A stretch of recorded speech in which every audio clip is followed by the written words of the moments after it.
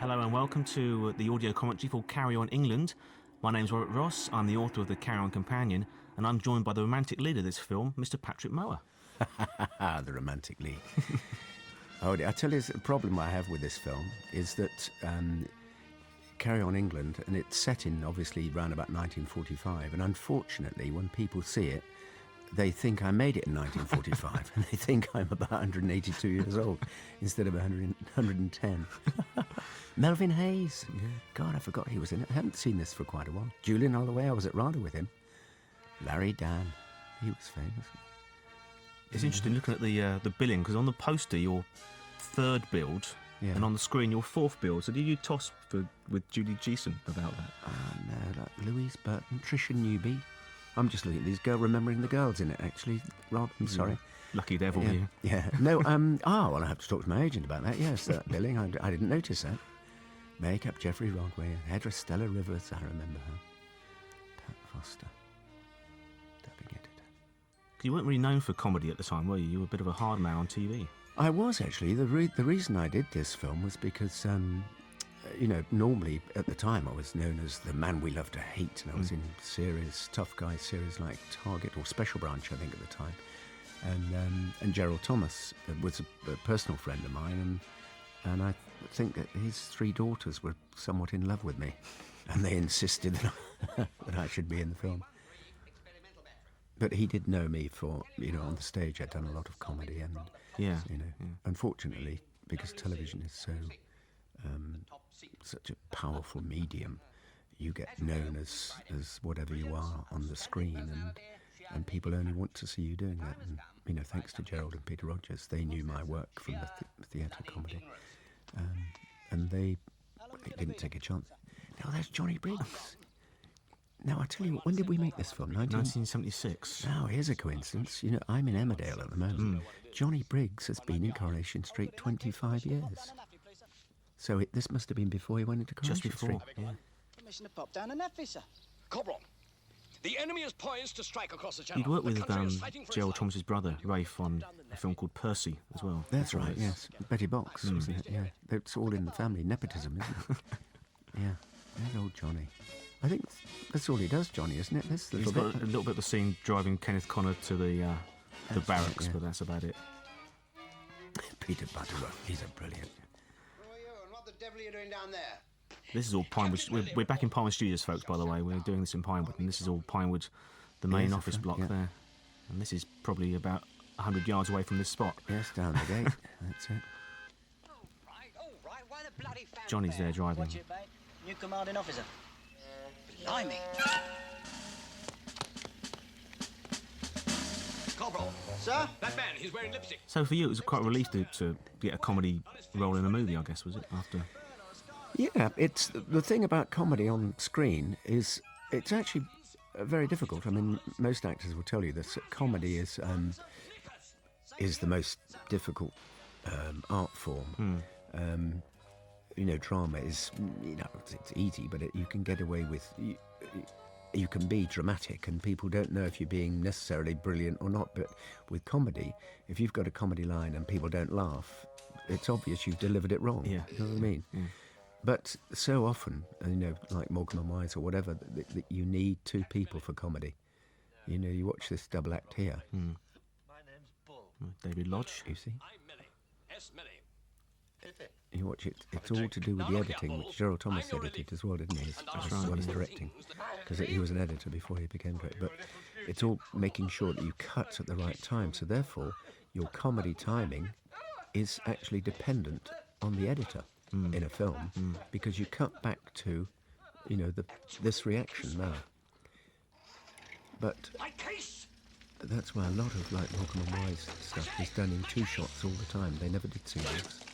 And you'll see a lot of the stuff later on with Windsor Davies and Kenneth Connor. They do a lot together. You'll find it shot in two shots, in a two-shot, rather than cutting. Like this now, you watch. All right, I can do that. You see, that would have been a little ad-lib, that little one. Get inside. Me! Of course, you were very much a new boy on this, weren't you? I mean, and Kenneth had been making these films for almost 20 years at this stage. Oh, yeah, absolutely. But I don't think Windsor... Had Windsor done them before, I think? Windsor done one before this, Carry On Behind, the year before. Yeah.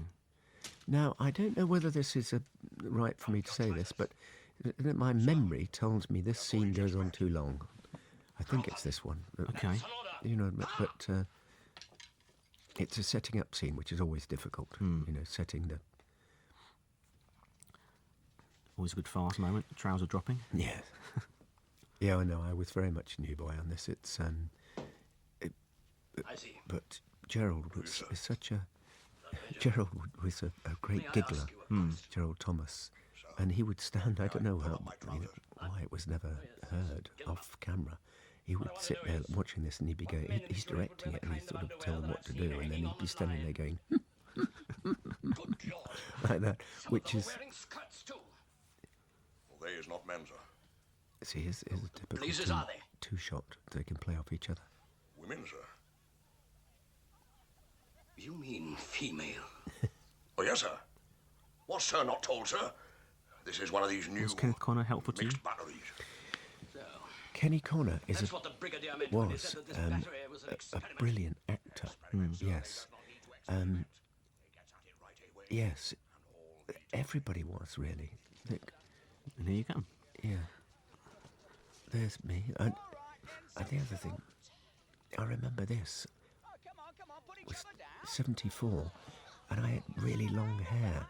And I remember having my hair cut, and I thought that hair was really short. Yeah.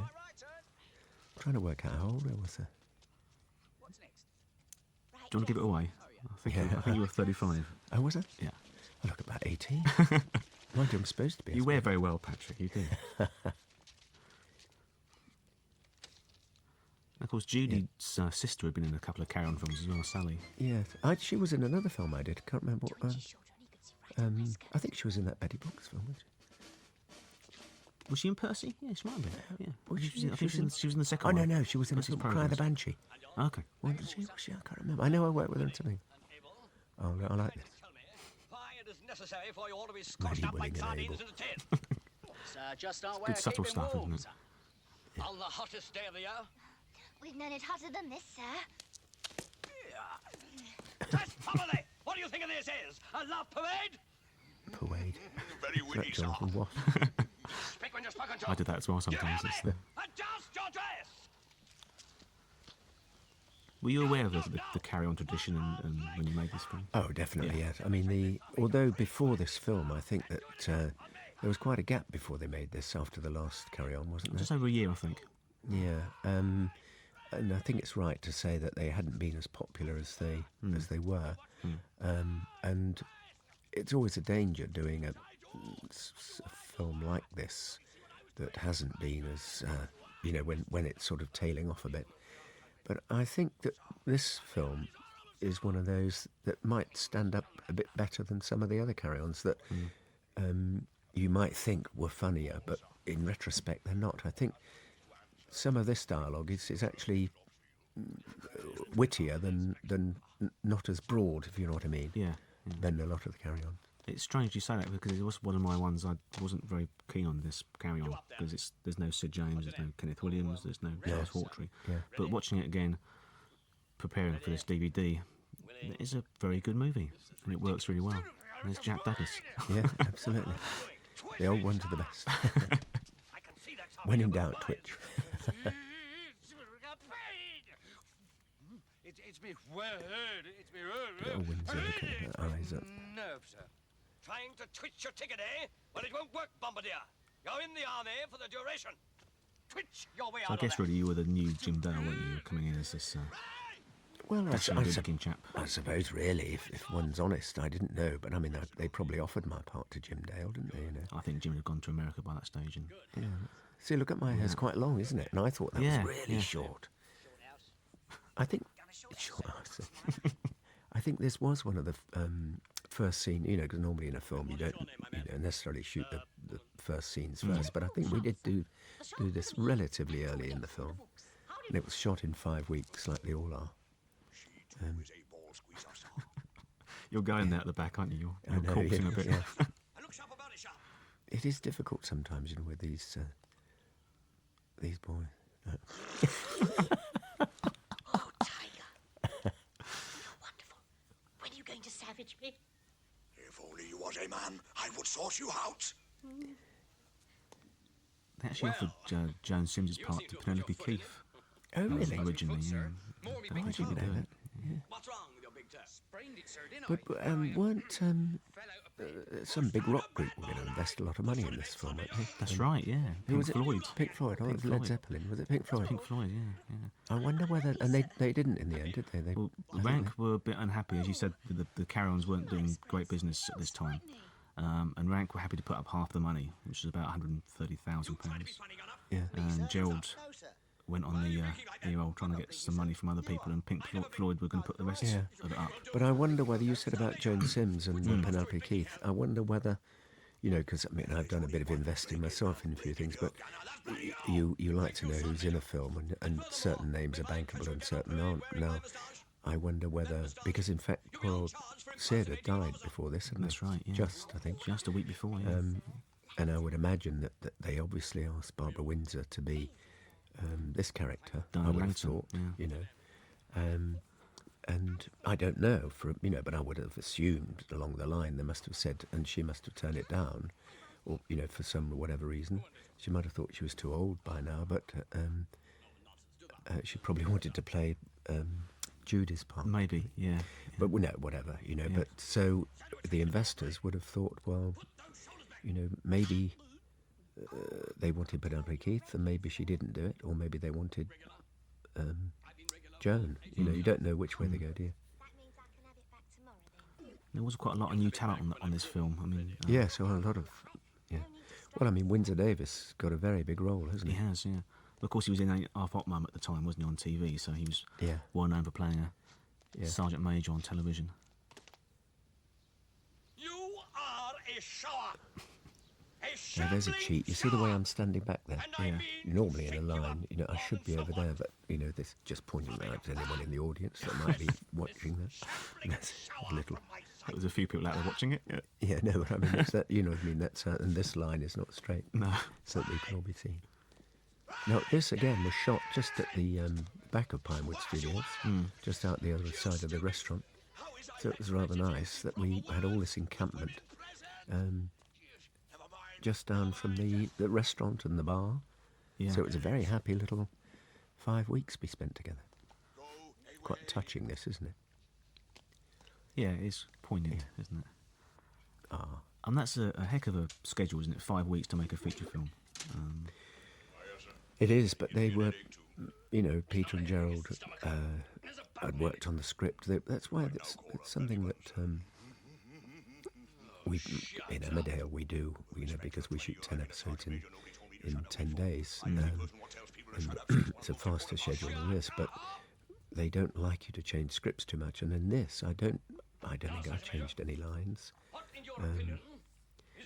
Except we had to do two versions of a scene coming up later when we were talking about the German. I had a line about a Fokker, and I think you know, that's the German aeroplane, and we weren't allowed to say it. They thought we wouldn't get past the censors, so I can't remember what did I say, Mrs. I can't remember what it was. I think we're watching. This is the Gerald Thomas director's cut, because I think this is the Fokker version. Oh, is it? Coming up? But you in the Oh, right. Well, you'll release see it, copy, the scene when it comes up. it's a bit later, yeah. But apart from that, I think most of the time there's no ad-libbing, or, you know, it's very much a tight ship, so that you're shooting what's on the script, and therefore they're very much in command of. Gerald knew what he wanted to shoot. I don't think he actually had a storyboard, you know, like a drawing storyboard, which a lot of directors do, but he would have had it in his brain, because again, being an editor, Gerald would have known, you know, here's this, back to these two shots again, you see. Yeah. Leonard. So you weren't persuaded to ad-lib, you were just told to learn the script and do it, basically. Yes, you do this, No.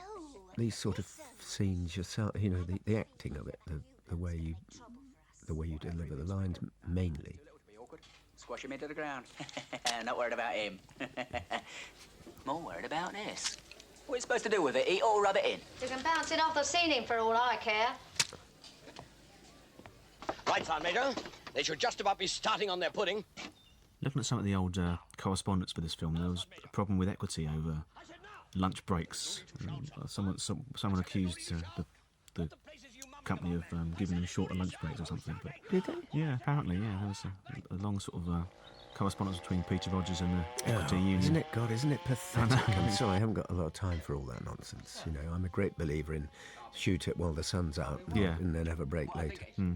What do you think it is? It's an air raid. But it was a very happy company. See, that was good comedy, Tommy. Yeah, that was Jack. Happy company. I thought it was me, actually. You were good as well, Patrick. No, it takes two. You have to. The feed is, you know. Yeah. It's Sure. I was joking. But They certainly know how to run. Oh, yes, indeed, sir. Of course, they is running in the wrong direction. What? The gun emplacement is... Did you feel under pressure at all? Because you say Sid had died actually the week before filming began, and did you feel under pressure to keep the series going with the main man gone? no, I think that I don't think any of us, even Kenny Connor, thought of it as acting in a carry-on film. You know, it's. I think it's like in the theatre you've got farce and you've got. I'll tell you something about this scene. Yeah. I remember we have to do a lot of kissing and cuddling, but I don't know what it was like. These are real army uniforms. You know, not real army uniforms, but I mean they were, you know, the real material. And I tell you can't feel anything through those blooming things. If you know, I don't know what happened during the war, but you know, you can't. There's Well, you shouldn't be out in it.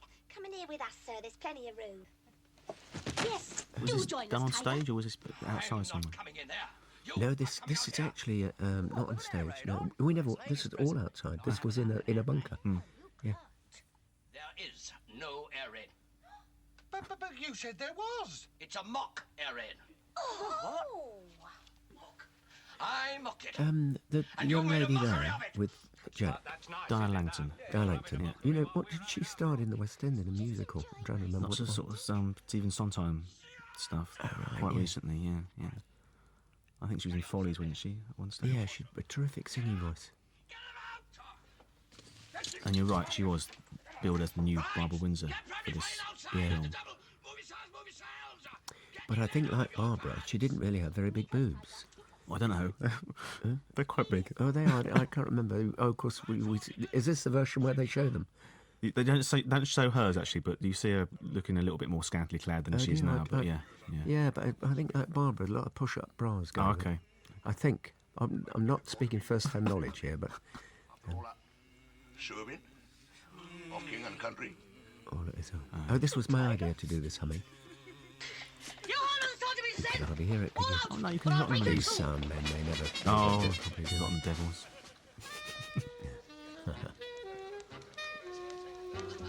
Right. Get properly fell in. Two rights. Move yourselves. Move yourselves. Come on, come on, Nice running around cuddling Judy all the time.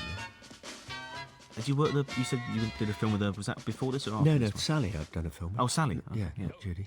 Yeah, I'd met Judy before. Oh, that was Cry of the Banshee, wasn't it, with Sally? Was it Cry the Banshee? Yeah, Vincent Price. That's right, yeah. That was the film that Cry the Banshee with Vincent. All right, woman the gun. He had a contract, that was AIP, American International. He had a contract with them, and his contract was stopped on that film. And we had this enormous end-of-picture party, and it was a real sort of Hollywood type. Shouldn't be talking about that film. That's all right, you can talk about anything. And they had this cake. I've never seen it before. You know, you only see it in the movies. And this great big cake was wheeled out, and all the studio, the whole people were filming in a great big mansion somewhere. One of the Gilbert and Sullivan, either one of them, either Gilbert's house or look. Oh, we're dead, sir. A round exploded in the breach. Tough work, The isn't it? ammunition we're being sent these days, sir. Quite white. And we were all in this big house, the whole cast and crew and all the extras, and this cake was wheeled in, and they gave Vincent Price this knife to cut it open, and out of the cake came this naked girl. I'd never seen it happen before, and she stood there with everything. And Vincent had this knife in his hand, and he said, "Well, look at this," he said. "It looks like the one that I found in my back earlier this afternoon." And he said, because he'd just been told his contract had been renewed, but he was very bitter about that. Oh, Nearly made me into a big star that time. I was asked to do that. I nearly did Heathcliff in the remake of Wuthering Heights because of Oh, yeah, that. That was because they liked me. I played a sort of, in that Banshee, I played a sort of Heathcliffy sort of, I played the Banshee. Did quite a lot of horror movies at the time, didn't you? You were in Devil Rides Out for Hammer. Oh, yes, right. Christopher Lee. That's right, yeah. Probably your first film, wasn't it? It was my very first film, yeah, it was indeed, yeah. That was a good film, though, wasn't it? Absolutely. Well, it's now called a classic. Terry Fisher was supposed to be he's now, acclaimed. I still don't think it's a very good film. Do you not? Well, it's a great book, but Yeah. it creaks a bit. I think it's... probably that's why this film seems to get better. People think The Cry of the Banshee is good because... Not The Cry of the Banshee, the Devil Rides Out. Devil Rides Out. Yeah. Is because it was very truthful to its period, which was sort of 1920s, I think, that sort of period and we all played it very much in character, and all the vintage cars and things, and money, and it was very... the style was great, and so when you watch it, it looks as if it's older than it is, and so this film as well, I think that's why this stands up a bit better, because it actually looks, as I said, people think that I made it in 1945. Do you know what I mean? Yeah. Heaven knows how old I think if they think you made the Devil Rides Out in the 1920s. Then Yeah, getting absolutely. older and older Yeah. by the minute. But whereas you see with any other carry-on films, like Carry On Camping, say, or people were dressed in the period of whenever that was, Of the 1970 60s. or 60, Yeah, and so sure. they looked dated. Whereas this film doesn't look dated; it looks as though, it doesn't look dated. It looks true. Do It's you know a what I period mean? piece, isn't because it? it's period, yeah. And I think that's why this is standing up more, or getting better with reviewing. That's what I mean. I was worried, sir, because I think you was going to cause trouble, and they will not like it. The likes and dislikes of the men under my command are neither here nor there, Sir Major. And all I Going can back to the Hammer stable, you worked with a guy called Michael Latimer, didn't you?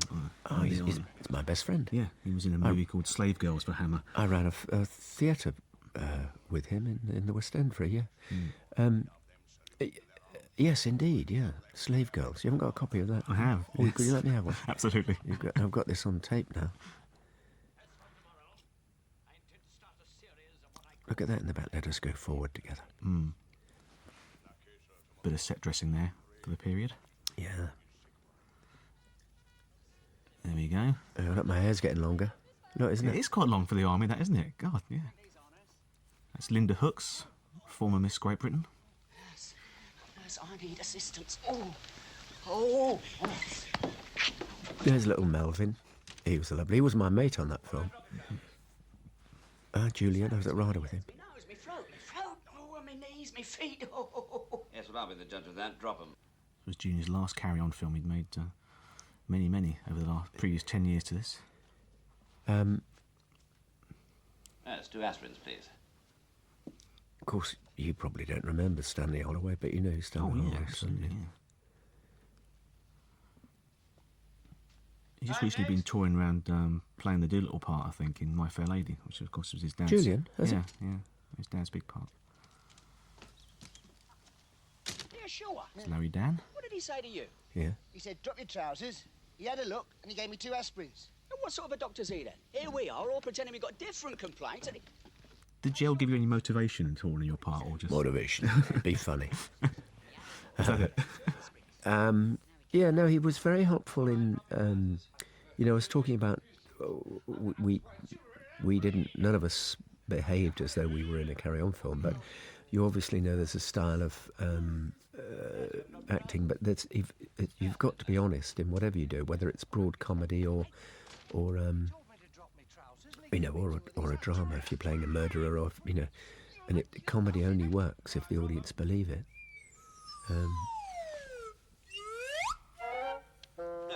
So it's all in the mind. You don't see anything, do you? Or you haven't seen anything at all then. But it actually looks quite naughty, doesn't it? There's all, sir. All of them? I told Sir so, did not I, sir? Yeah, no, Gerald was very good in it. You know, he would take all of us aside and whisper. Some directors would direct you in front of everybody. But Gerald was very good, and he would just sort of come quietly talk in your ear and say, I think you're going over the top a bit there, Patrick, or if you say it all a little bit quicker or a little bit slower, or, you know... What about the female, sir? As far as I'm concerned, this is a unit, Sergeant Major. A unit, one piece. My duty is to make it an efficient unit. I'm What unaware about of Peter Rogers? males Is he or on females set a lot? Or? They are the same. He was in the bar every lunchtime with his bottle of champagne, half a bottle of champagne. No, he was around, but he never interfered. He would only ever talk to Gerald about the film. He wouldn't, you know, even in the bar in the evening, he wouldn't say, you're doing very well, Patrick, or, you know, he's very friendly, but he wouldn't interfere in the film. All of his talking to Gerald they were very much a team. They would do it off camera, you know. So he wasn't around, he wasn't interfering. I'm sure he was, you know, he'd be there looking at the rushes and, you know, seeing how much the film would cost and things, but... The other thing about this war stuff, of course, is that I didn't do national service. I was too young, of course. But, so all of this, holding the rifle like that and the actual, you know, attention and all that nonsense, we had to be taught. I can't remember who taught us. There was somebody there. You know, some sort of technical advisor. Yeah. And I won't spoil it for you. That's not real barbed wire. It's all plastic. Illusion shattered. Do you know something? I've just been looking at me, thinking, who does that remind me of? I thought, well, you know, and it's my brother. Oh, right. I was looking at it thinking, reminds me of somebody. It is you, is it? Yeah, it is me. That is not the way. You must not stop to think. Are you sure this rope's safe, Sergeant Major? Because all this stuff's very much like Carry On Sergeant, the very first Carry On, 18 years earlier. So. Oh, is it all this? Bit of homage, I think, going on here. Well done, Sergeant Major. Fingers of steel, boy. Fingers of steel. Boy, fingers of steel. Right, Gunner. So is there a gang of you that socialised? Yeah, yes, it was lovely. Windsor, of course, was a very good friend of mine. And the little Melvin was a particular friend. Larry Dan. Kenneth Connor was very professional, very friendly. But he wouldn't. I think everybody used to have a drink in the bar afterwards, but I don't think Kenny did. That's what I can remember. Because what you must remember is in these days, it's much stricter hours than what we do now. That we would start. I think we started filming at 8. Cameras would turn over at 8, and we finished at 5. My memory serves me right, something like 5 o'clock, and and bang on 5 o'clock, the unions were so strong. You would finish, and then they would say, "Can we take the quarter?" Which meant you could work till 5:15. But that's all. You would never carry on filming after that. So but now, of course, you're filming and you start round about the same time, but you film and you. Those pants down. Not bloody likely. Yeah. You can film until you finish it. Really. Sounds more like a tango to me, sir. Come on, son, Major. So is this day for night filming here? Yes, it looks real, that, doesn't it? Yeah, you can almost smell it. What was it? Try to think. I know I look like. Also, there used to be an actor called James Booth. Oh, yeah. Remember Jimmy Yes, Booth? indeed. Yeah. Looked like him. Change or what, sir? I'm not sure what that was. Bit of a pong. Sort of soupy thing, I think. When I start something, I go through with it. Come hell and high water. whatever this is. Oh, there's a fly in it, isn't there, somewhere? One that goes... Gentlemen here! That's They right. put, obviously, they're dubbed done afterwards. Yeah. This scene coming up, how you keep a straight face, I don't know. Command the 'cause it's, officer!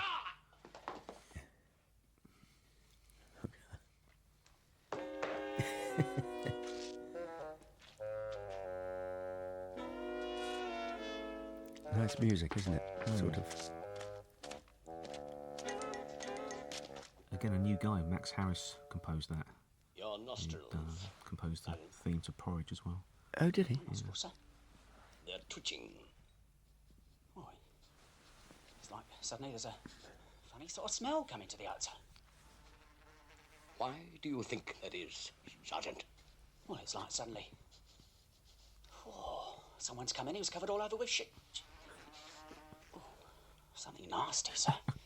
Yes. Someone is. Me! Jack starts to go as well. Yeah. Yeah. Ah, Sergeant. How do you suppose that occurred? How many takes would you take? I on average can't to say, do sir. this? I don't know. I think we did it quite almost. That's the thing is with this sort of scene, we would. You tend to rehearse it with like me and Kenny would rehearse it in walking around the garden, you know, just getting the lines right, so that you get a rhythm between the two of you, so that you know how the other actor is pacing it. But when, strangely enough, in basically a two-shot scene like that, two-shot, but a two-handed scene like this mainly was, they're easier than doing a 4 people or 5 people, because you've only got, as soon as he stops speaking, you know it's you. Do you know what I mean? Yeah. So they're actually, actors like these scenes better than if more people. So I seem to think we tended to play this. You obviously do this shot now with a camera here, looking at it, and then Kenny's got a camera over there. But again, going back to what I said earlier about scenes working better, and you've got his reaction behind. Now, that's the first time it's cut to this camera for quite a long time, isn't it? Now, obviously, this is another camera shot here, so this is the wider scene he's done. And that's a different camera position there, so that's 4 camera positions there.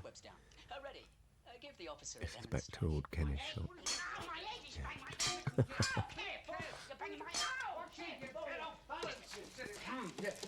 Enough of that! Get down that man! Major! Ah! Come by your back! His invasion! Come on! Actually, I remember little Melvin really did bang his head on those things. And So like at Pinewood Studios, I think they were making Spy That Loved Me at the time they did this. Roger Moore, I think, wasn't it?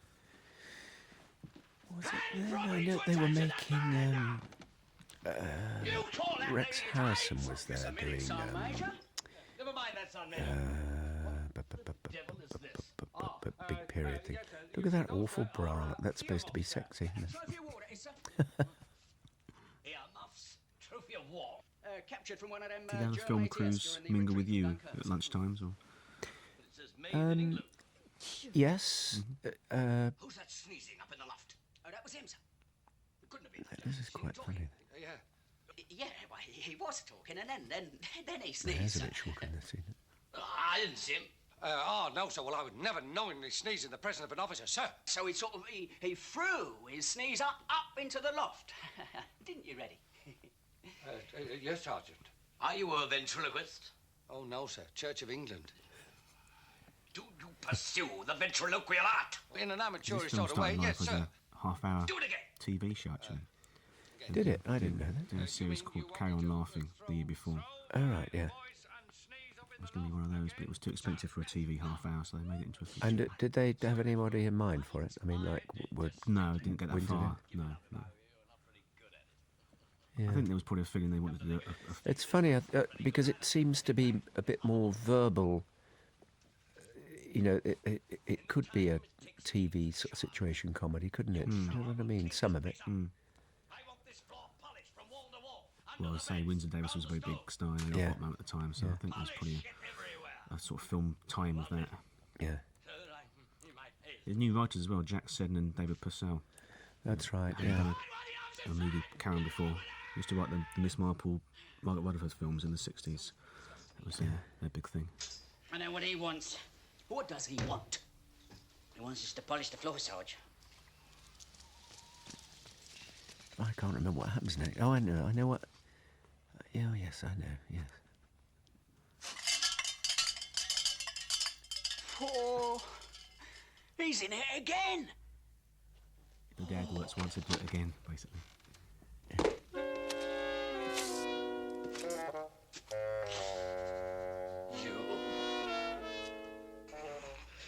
do quite a lot of light entertainment stuff on TV. You were in Who Done It, weren't you, with John Pertwee at the time? Oh, that's right.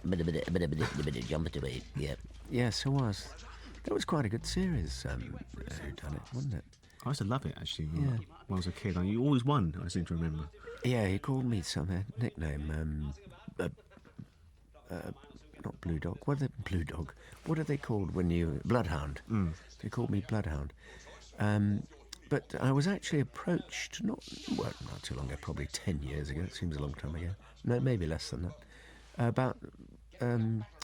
Because Lance Percival created that. Did you know that? No, oh, we do. Yeah. Yeah, Right. and I saw him, and he said that they'd been talking about bringing it back, and he asked me, hypothetically, if I'd be interested in doing the interlocutor bit, the chap, like the John Pertwee part, the chap who was in charge of it. Yeah. And I said, yes, I'd be interested, but nothing ever happened to it. I didn't know. They obviously went to some TV company and said, because I think it's a very good format, wasn't it? Those little very plays, good, you watch yeah. a little play. But that whodunit thing was similar to this, really. You could get a lot of very well-known actors will come along and act in little bits, whereas, in the Carry On films, they had people playing small, guest spots, didn't they? Well, every sort of part, however big or small it was, they got really good actors to play the parts. Yeah, sure. Yeah. Were you asked back to do Emmanuel? No, I wasn't. Actually, I think I met Suzanne on this. Suzanne Danielle, who played Emmanuel. And that's wrong. They did ask me to play something in Emmanuel, and I don't know what it was. And they did, but I can't remember. Like you've been sleeping out in it. Get it pressed like it's never been worn, stick 3 pips on, bring it over the battery office in 10 minutes. That was the next film after this, wasn't it? Well, they made the compilation that's Carry On in between. Yes, So that was right. the next sort of, fully fledged Yeah. Carry On, and it Yeah. lasts for 14 years. So. Looking forward to seeing you off on them 12-foot blistering miles. I think this Carry On England did relatively well, didn't it? But did you know that So you see, Tilly, I wanted to ask your advice. in a moment they have the famous boob scene, but I believe that there was never any... You didn't see any boobs at all in any of the Carry On films. Except when people stopped the slow-mo shot of Barbara Windsor getting in the shower or something like that, you might see something. But I think this was actually... What number film was this in This Carry was On? 28th. The 28th. You see that little gentle hand movement then? That took some doing, nearly, and timing it. So she let me touch her breast a couple of times before I did it. No, she didn't. And you got paid as well. I kept saying to her, you're supposed to stop me. Yeah, previously they did a quick flash of bare breast in Carry On Camping and Henry and that sort of thing. Yeah. Built to withstand all the rigours of wars, these. She looks a bit like Margaret Rutherford, doesn't she? You can see it, can't you? Sure, thank you for that, Patrick. Waiting. Anti-gas bleach. Anti-gas bleach. Anti-gas bleach? Oh, Leonard, get me some. Ready, get me some. So you were offered some sort of part in the manual, but you were probably working on other things? I can't remember really what this was a sort of a little one-off in my career, this sort of comedy film, because I think pretty soon after this I did Target, which was very, very heavy, sort of. I based him on, that was with David Wicks, Philip Hinchcliffe's first time the BBC had ever done a filmed series. and we based that character on like a Clint Eastwood chap who, you know, that when he was hit, if somebody hit him, he'd hit back. You know, he was very, very aggressive. And in fact, we were taken off because it was too violent. So it was a complete volte-face, really. This character for me, to the roles I had been playing and the roles I played after. And I think when they asked me to be in, again, it wasn't. I can't remember what it was in Carry On Emmanuel, but it wasn't a big role. It was like a little guesty, you know, acknowledgement sort of part. Yeah, you know. yeah. I'm trying to think, because the main lead in that, the young lead, is Larry Dan plays that part, but it's quite a sort of nervous, bumbling character. Yes, yeah. So obviously it would have been a cameo role for you. Again, you see that sound effect there wouldn't have been on when we did it. Do you know what I mean? Yeah. So, but Gerald would have known what he wanted. So when that little walk was coming up, when we watched him, we thought that might be a bit over the top. But when you know it's going to have that little on it. Fall in. Sir! Can you see? Mixed section. Ensign measure. Quick. Mark. Kenneth's son is in here as well, Jeremy Connor. He's one of the squaddies. Oh, is he? Yeah. Did I know that? I don't know. Did you know that? I don't think I did know that. He's right at the back. I'll try and point him out. Did you notice the music when it started? Then it nearly started, it went ba-ba, and then it went off into completely different, you know, didn't it? So they didn't have to pay a royalty. Which one is he then? That's Jeremy. The one in the brown. They're all one in the car. One walking. There's a scene a little bit later on. Pathos. Yeah, it's lovely moment. This, yeah. I always say this, but you know, the Karens are always condemned as being sort of cheap and cheerful, sort of like. But that's a nice moment there from Kenneth. There's a scene later in the CO's hut. I think you can see Jeremy better.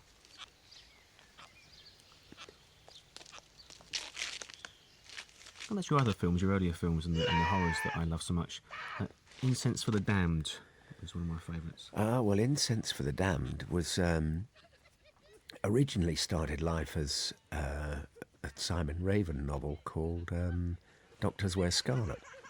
And even it changed its name to Incense for the Damned, but it also changed its name from Incense to the Damned to the Bloodsuckers. Did you know that? No, I didn't. It's now known as Bloodsuckers.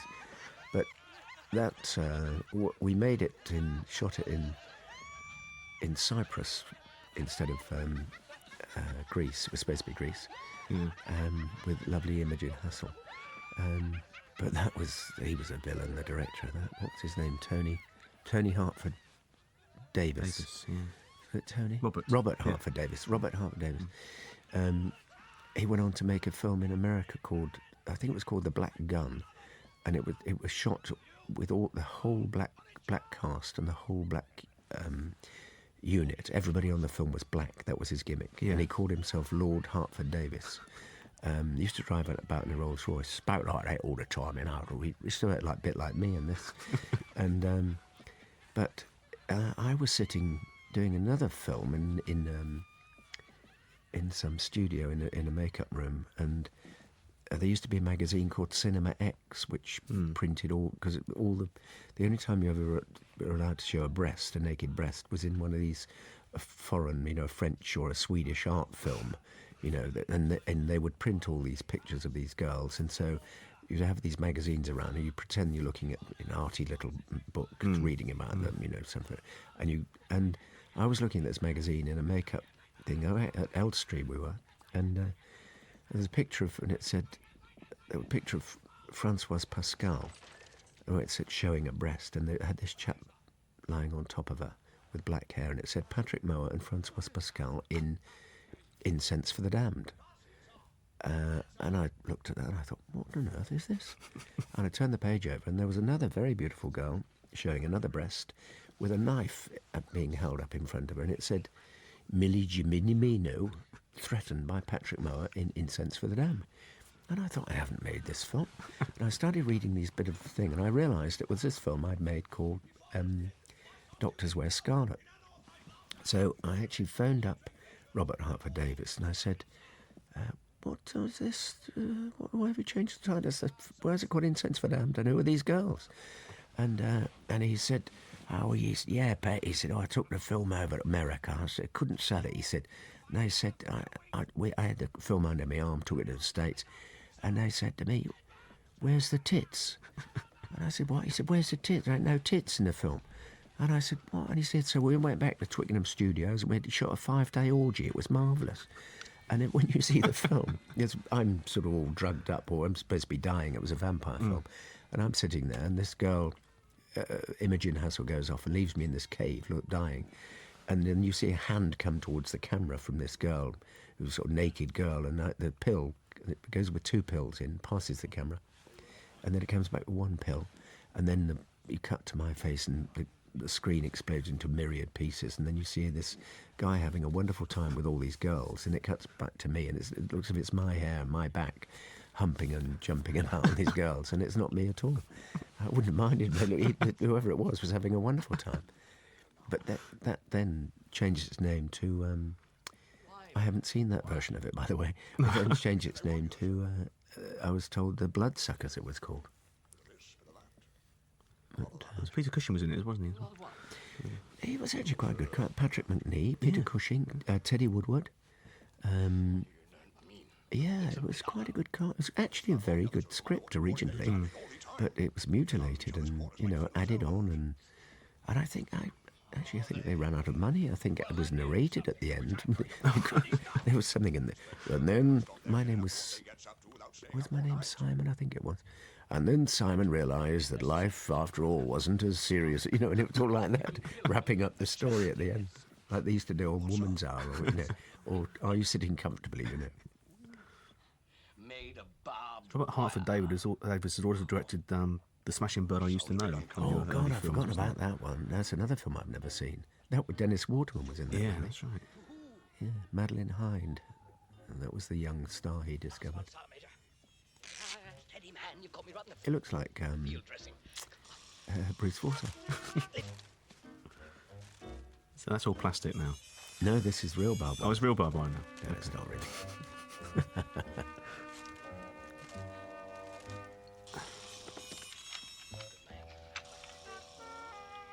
Well, I think congratulations are in order, Sergeant Major. Thank you, sir. Huh? Not you fool, me. Come on, let's get back. There's gratitude for you. Yeah, this is all day for night. Mm-hmm. In case anybody viewing this doesn't know what that means, is I don't know technically how they do it, but it's actually shot in the daytime with a different exposure on, and so that it looks, you can only do it in sunlight, evidently. And then they put a filter on it, and it looks as though it's at night. Anybody who knows anything about the business could actually tell you, because the colours aren't right and things, Sure, yeah. So there's Miss Langton there with a... The breast is rather big, I thought. Well, no, I think it's all push-up. Is it? Okay.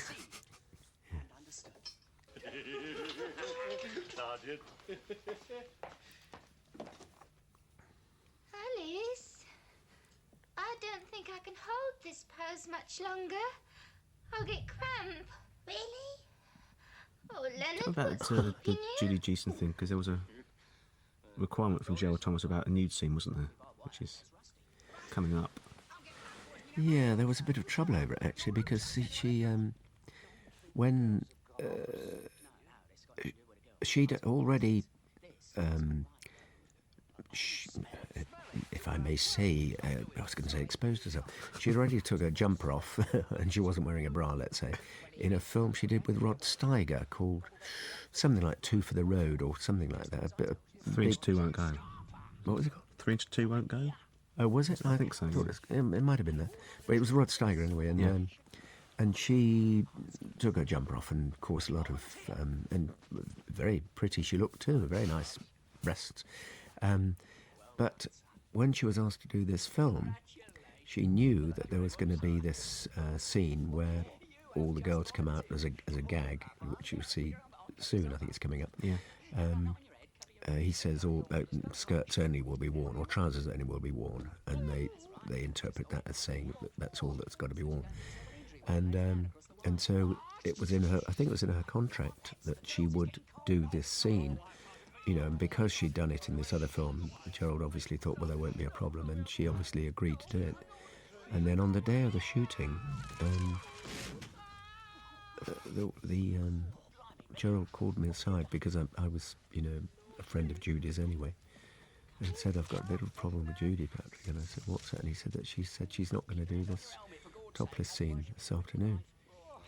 And I said, you know, why? And he said, oh, well, I don't really know. He said, I wondered, could you have a word with her? And I said, well, I'll have a word with her, Gerald, but I'm not going to tell her she's got to do it. You know, I'll try and find out why she, you know, but it's not up to me to and he said, I don't want to order her. He said, but in fact, she'll be breaking a contract if she doesn't do it. And, you know, obviously we don't want to stop the film and cause trouble, and it would be better if she did it. So anyway, I had at lunchtime, I had a little word with her and said, you got that topless scene this afternoon, is it going to be, must be a bit nerve-wracking doing that. And she said, yeah, it would be, but I'm not going to do it. And I said, well, you know, I thought it was in your contract that you're going to do it, isn't it? She said, yeah, but I don't think it's necessary. She said, if you've got enough girls there who are, you know, who do it without me.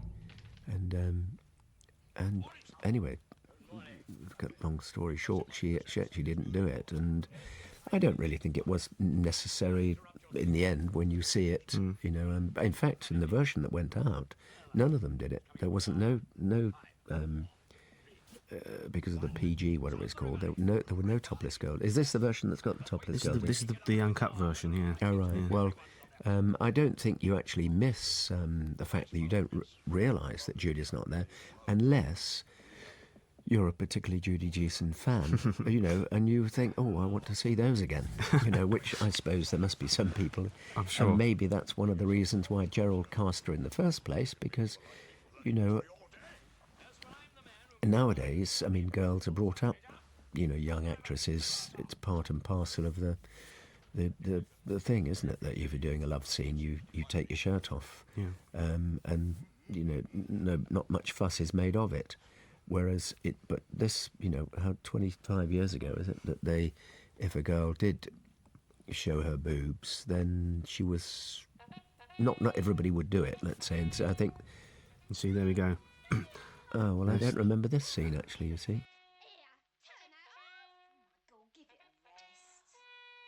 The second one along.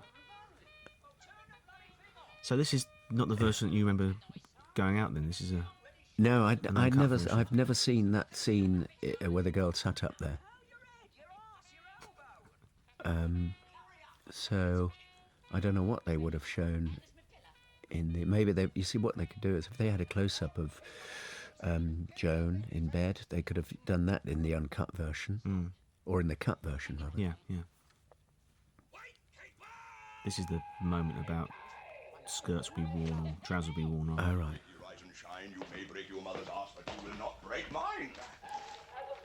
How dare you stuff the commanding officer whilst he is talking, and stuff him at once! Get down and get dressed! And the rest of you, what does you think you is doing? And this is the fucker moment. Trying to get some kip. But you was out all night to kip. Now then, off your backs, on your feet, and get into them ablutions at the double!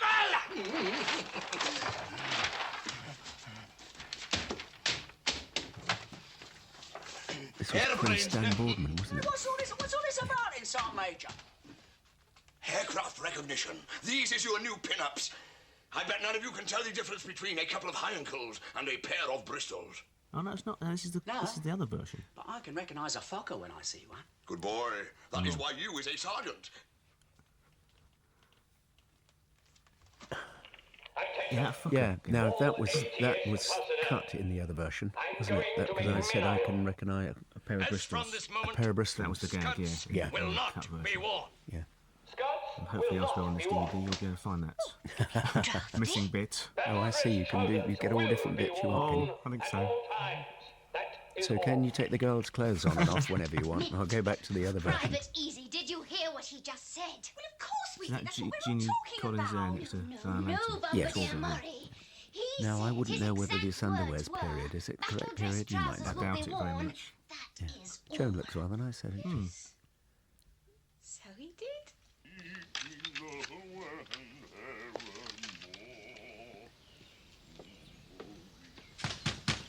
Wakey, wakey, rise and shine! All ATS personnel taking breakfast, falling outside under Corporal Murray. Come on, girls, fall in. How dare you come on parade improperly dressed? We're only obeying orders, Sergeant Major. All this in the other version was just one Yeah, shot on. this is the one where, you see, what I don't think you miss, you don't really notice that Judy's not there, do you? No.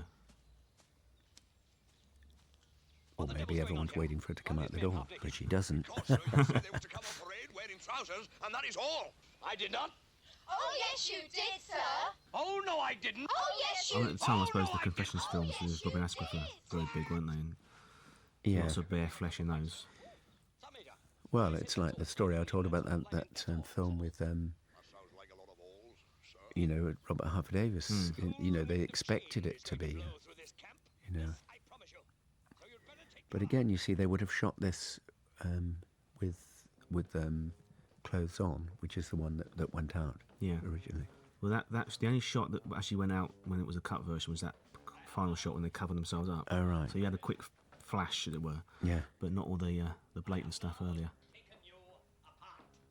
But you see, in all honesty, you didn't miss Judy Geeson there, did you? I mean, you probably wouldn't have noticed it unless you were a... But I suppose, you know, people would have... You know, she was quite a big name then, wasn't she? So maybe you can understand what Gerald meant.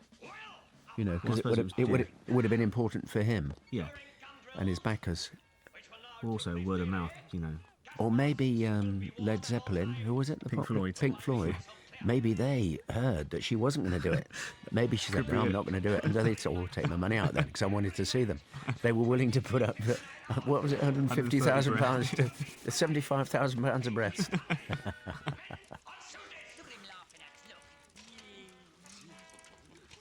Your hair's getting longer again. I know, and I look like Fagin then.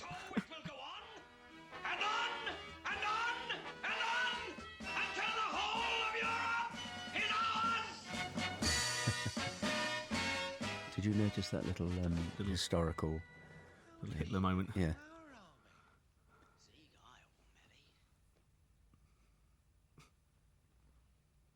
Is that me? Oh, yeah. What am I doing? I think that you're kissing the back of your hand. I've got it. I think you're dreaming of Judy. I've got it. So is he. We'll take it outside. Throw a bucket of water on it. That's Jeremy Connor in the bed next to Larry Down. I've got it. What a waste. Poor devil. What did she say? What a waste. Right, you lot. Over here. Come on, move yourselves. Now this Why am I limping? is the plan. We are going to don't know. dig a tunnel. Was I limping? Might be a cut scene. Are going to dig a tunnel. A tunnel of love. I can't remember why I was limping. Did I hurt my foot when I was on the bike? Come on, of these. You might have done. Maybe it was just bad acting. Now look, see these chaps they were part of the whole, you know, the unit. Oh, right, okay. You know, we'd be together all the time, but it's not their fault, but you don't notice them because they're not shocking. Use for my army knickers. Or any other kind, dear. Cheeky. Now, keep it up, girls. The boys and I've gonna get a surprise.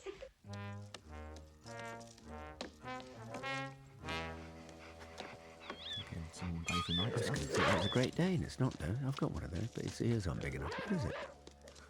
My dog's much better than that. Well, it's quite big, isn't it? What is it? It's an Irish wolfhound. Yeah, I think it is. Windsor's got a smaller one. Ah, I had two of those in another film. What was that? Is that the best the military police could send you? May be bigger than mine, sir. When I became Lord of the Manor. What film was that? Come Oh, Black Beauty. Oh, right, yeah. Yeah. That was another baddie part. I enjoyed that. That was Jimmy Hill directed that, and he said he wanted me to be really black, so that the little kids really hated me, so they'd love Black Beauty. Was that a film version?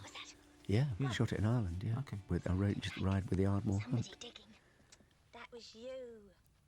Oh, yes, of course it was. All this tunneling stuff, was that soundstage or? No, it was all... they built a sort of a mound outside, and so we filmed in it. You know. This is Dave and I again. Come on, Hitler. Come on.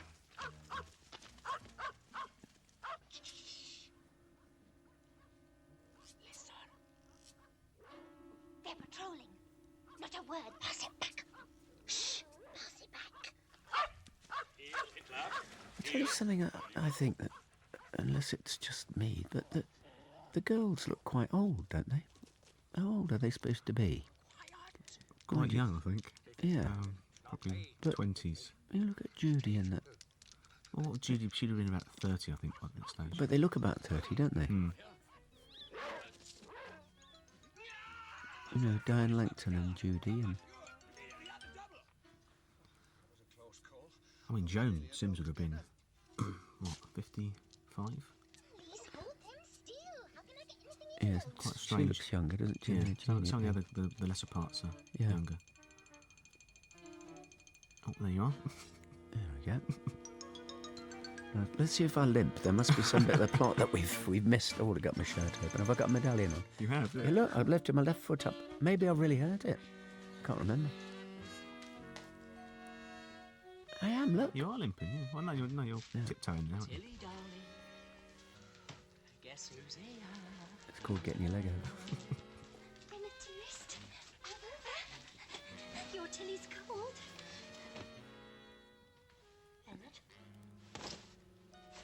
Leonard. Tilly, where the hell are you? Was there a sort of a gala premiere for this, or?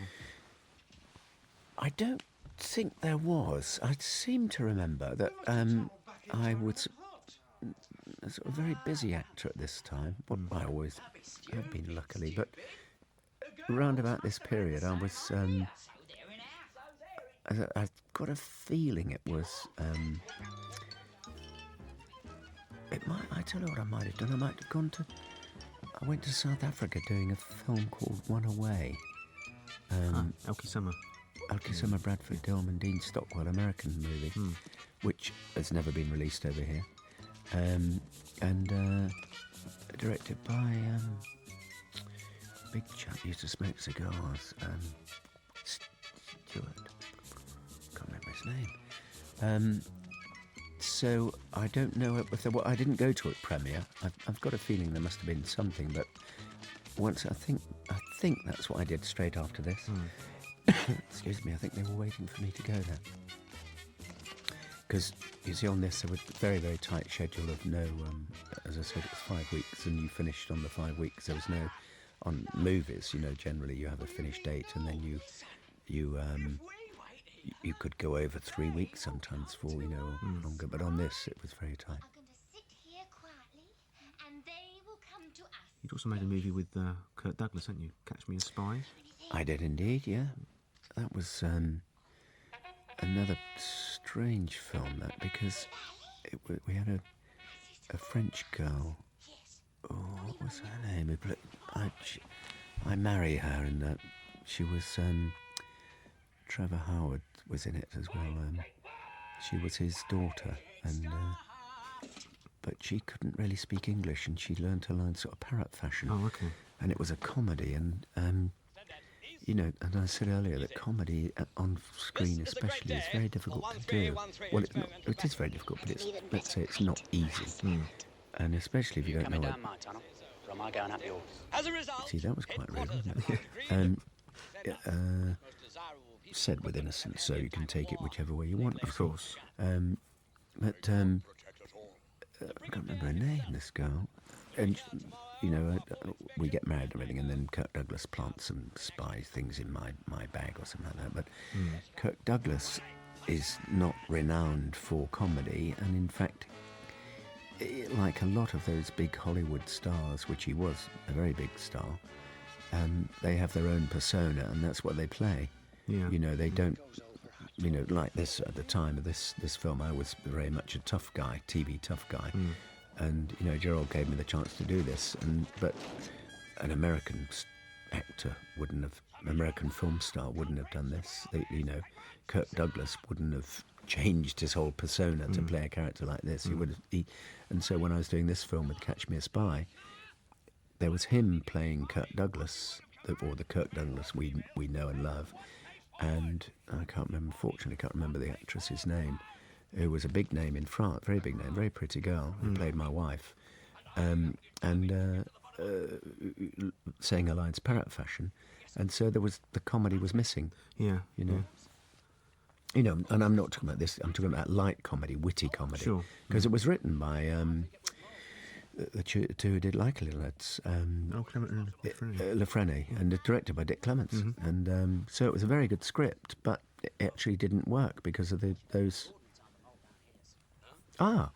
This was the very first scene I shot. It was. I was going to say that. Yes, it was. Yep. Our very first day. This is the 6th of May, 1976. 8 o'clock in the morning. I was going to say, you've got your character straight away there, really, haven't you?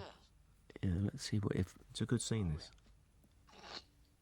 Good Lord, that hill must be 20 feet high. Well, sir, that just goes to show you, doesn't it? Son Major, Sir, have you ever seen these beasts? I has not, sir. Thank you, Son Major. And if I may say so, sir, if I had seen such a animal, you would need a gun as big as the one that went down the hole to shoot it with. Thank you very much, Sir Major. Sons willing and able. You see that way I cuddled up to Judy then? That again, when you've only met, we didn't do any rehearsing. We met at the big. That's sort of like now, 8:30 in the morning.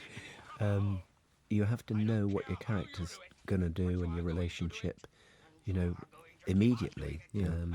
So that, I actually suggested that in the back of the shot, that we, it's not upstaging, it's adding to the scene, Whereas a lot of actors might have waited for a director to say something, but we did that together.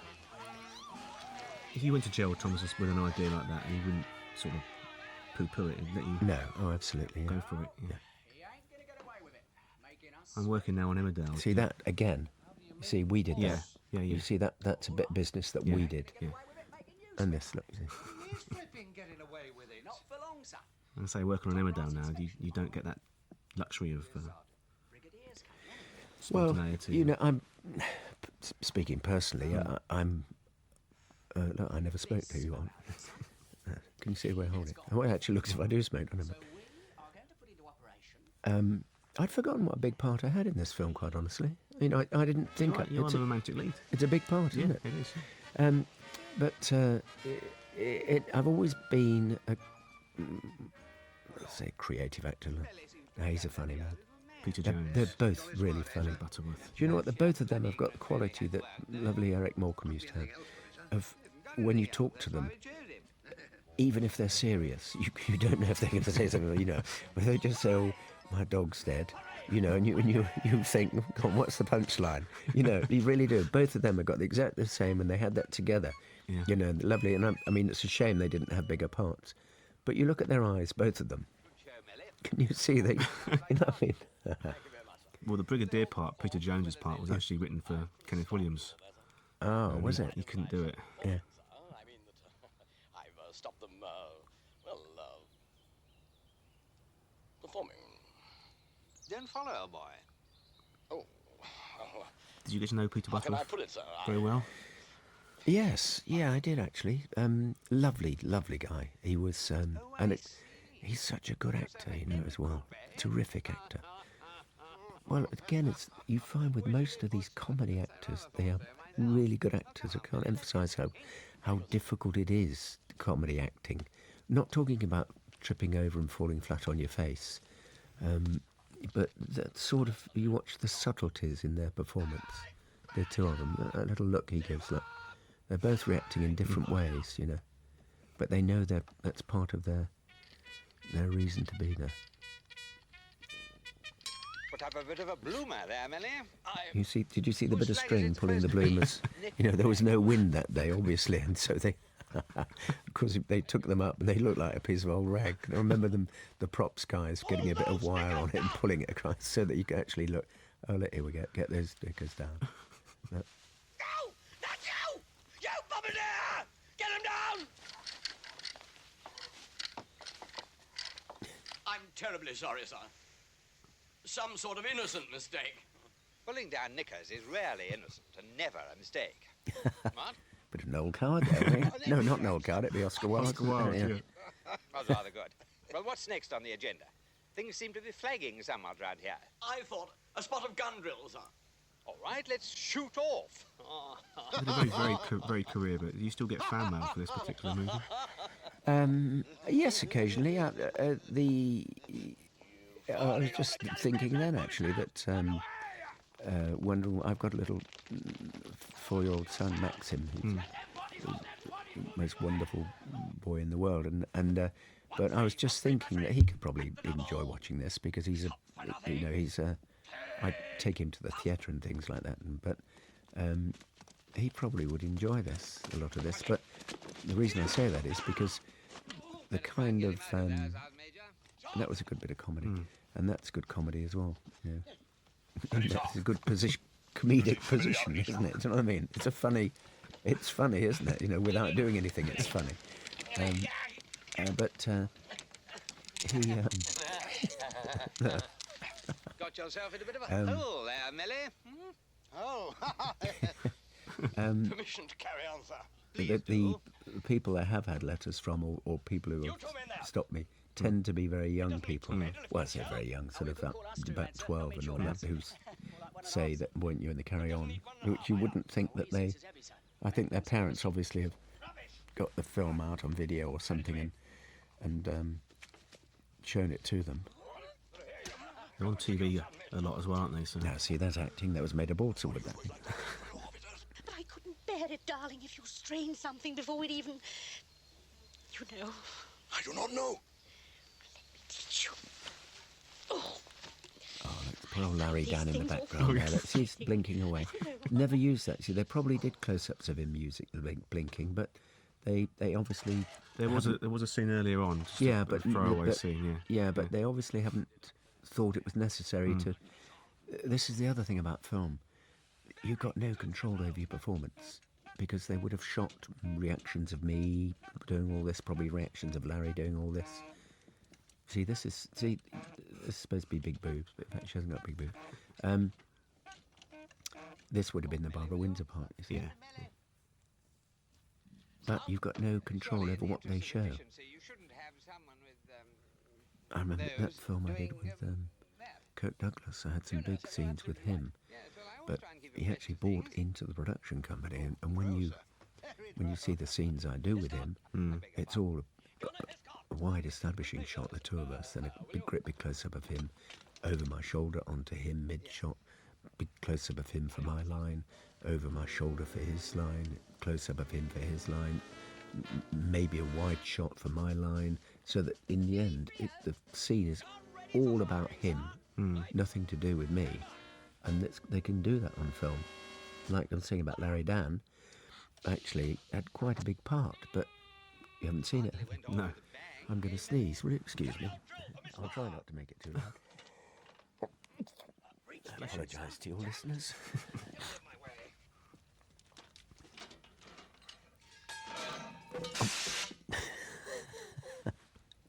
Put up a bit of a black there, Melly. Permission to take a shower. Where are you going to take them? No, the shower, sir. Hot shower. Ah, yes. Well, I must admit, Peter Jones had worked with Peter Ustinov, hadn't you, on radio for many years. Yeah, he is very... Real pro. Shall we commence in the mess, sir? Seem to be in it already.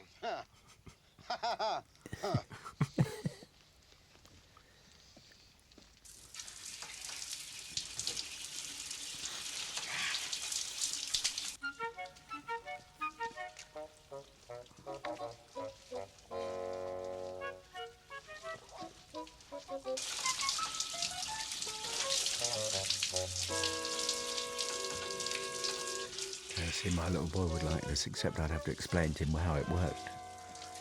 Or the blue soap. Yeah. It'll start working soon. He'll turn bright blue as soon as he gets in the open air. But you're right, the audience is very young for carry-on, so I get that from people that buy the books I do, that weren't born when Columbus was made 10 years ago, you know. So Sure, yeah. It's I've never seen Columbus. Is it as bad as they say? It's getting better. Was it? It's not bad. It's not bad. Hair's long in that one again. Melly? Sir? Melly, last time I saw you, you were black. Now you seem to have turned blue. Blue? Blue. Mirror? See, that would be a bit of business that we would have done. You know that. Yeah. Blue as a baboon's ass. You're going again there. Bit of corpsing. Permission to have another shower, sir. Granted. Carry on with the Brigadier's inspection, Sir Major. It was all, you know, great fun to do. It's, as you can see, there's not a serious scene in the whole thing, so it's like a party, really, as long as you knew your lines and your Are you a coward, Sir Major? you know, and it's You want to go gallivanting off trying to keep adding to scenes rather than, you know, detracting. Only a suggestion, sir. Bloody ashamed of it you should be. And again, I think a lot of carry-on works more in these wider shots. You know, it's where you can get the atmosphere and the ambience of the... What's the name of this game, Sir Major? Oh, yeah. Blimey. Unarmed combat. Was that? Who's that? I think it's Tricia Newbury. I didn't know that was going on. Is that in the original? I've That's never the seen original, it. yeah. That was the very naughty, wasn't it? Well, it's undercover, wasn't it? And we must be ready for it. By fighting with ladies? Oh, so we about them nuns, you know, I think they probably felt at the time, because the confessions films were doing big business, they had to put a little bit more sauce into it, I suppose. Yeah. That's Brian Osborne, isn't it, the chappie? Yeah. Getting used to the feel of fighting something in skirts. Hmm. What do you say, Carstairs? Can you explain that, Sergeant? Well, sir, this is. Do you keep in touch with Gerald after this film? Yes, I did. Oh, yeah, yeah. Very much so. He became a very... Well, he was a very good friend before, but then afterwards we used to go and play snooker with him, and he would mix me his... what was his drink? It was whiskey and... not a screwdriver. It was... Rusty Nails, it was called. Okay. It was whiskey and... not a brandy, but something like a brandy. Armagnac, I think. We used to drink that on Sunday evening and have dinner together. Thank you. Back into Lovely line. Barbara, this, 3 daughters. You, that man over there. I think Sarah and Debbie are both in the business now, in some way. Why don't you try one of my young ladies? And gorgeous. Yeah. Why not try one of our young ladies? I think I said earlier, I think it was down to them that I did this film, because I think they, you know, again, it was a bit of a gamble on Gerald's part, you know, the audience to accept me in this sort of role, and they said that I must be in it, you know. How you wish you were me. No, I mean, I think I should warn you. Don't worry, Sergeant Major. I think it was a bit of an experiment, because Kenneth Connor's obviously got a big part, but Peter Butterworth and Joan Sims are fairly small roles. Absolutely, yeah. Who were obviously regulars of the team. Yeah. What are the ATS made of, what? Stand by, Sergeant. I think you said that Kenneth Williams was off this part For the Brigadier part, and Peter Jones's part. Peter Jones, and I think that part was obviously written for Barbara, wasn't it? The way that the jokes have been, but I don't know, and I seem to remember it might have been something to do with money, because at the time that we were all paid a standard fee, and you know, all the stars And I'll tell you what it was. It was £5,000, and it was a known fact that everybody who was starring in the film got £5,000 for the 5 weeks. So it was £1,000 a week, and they wouldn't move on that. And I've got a feeling that Kenneth and Barbara, because they were, quite big stars. Yeah. They were big stars, but I mean, they were carry-on stars. Do you know what I mean? Sure. Yeah. And I think it was over money that they didn't do it. I don't know, but I seem to remember it was more than the fact they didn't want to be in it. Well, it's true. Kenneth Williams only did Emmanuel because he got paid 6,000, so he got an extra grand in the hand. That's how they tempted him back to do that one. Yeah.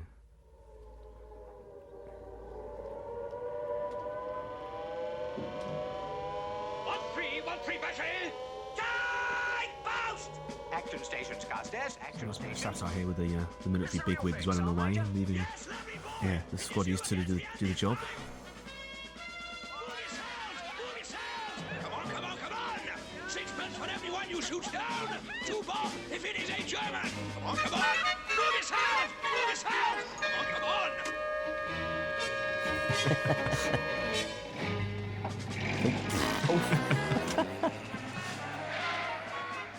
Here, did you see that?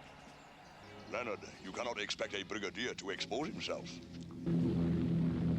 I think perhaps we should go now, don't you? Get that bloody gas, bloody head! Put those gas masks down! Number 1, detachment! Take pose! Right! Stand by! That gun was borrowed from the Imperial War Respect, Museum. sir. Oh, was it? It had a 24-hour security guard around it, apparently.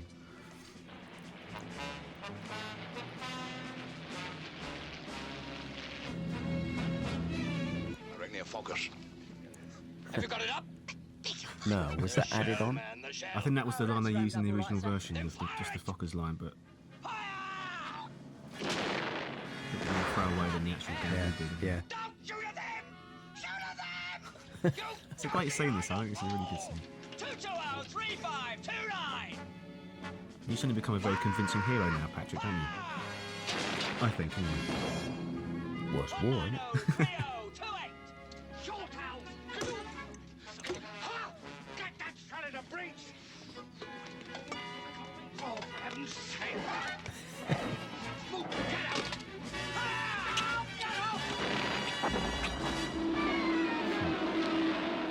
We've got him, Sammy! Let's hope it's one of theirs.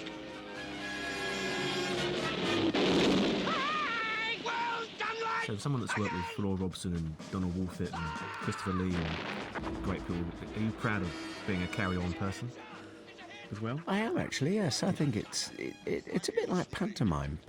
People always not pantomime, actors not pantomime, and you'll find that actors who are not pantomime have never been asked to do it. It's actually a very difficult art form, pantomime.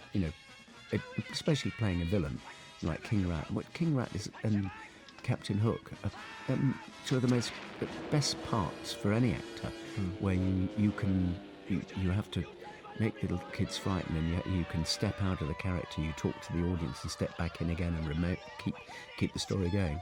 And it's a bit like this, that it's a different kind of acting, and I mean, obviously watching it again now, there's some things that I would maybe not be quite as broad or whatever, and I think I would try and pitch my voice lower.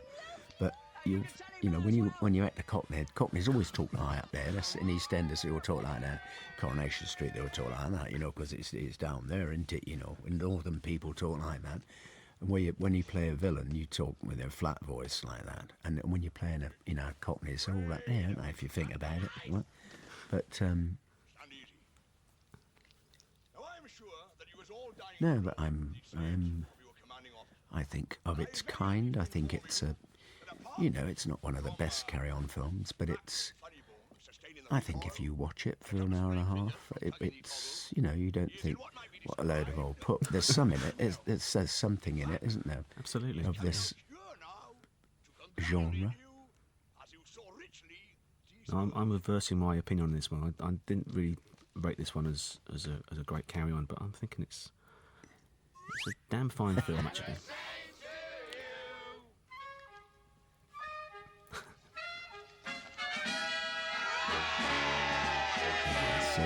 good bloke at the end. Nice Kenneth Connor moment at the end. And so it came about that through The bog standard war footage. Yeah. a certain person who shall be nameless was able to create an everlasting symbol of encouragement and devotion to duty, a symbol which was to be accepted throughout the entire world. Well, Patrick, it's been an absolute joy to do that. Thanks very much. Well, nice talking to you, and I hope your viewers enjoy watching it and listening to us if it's any use. But yes, good fun.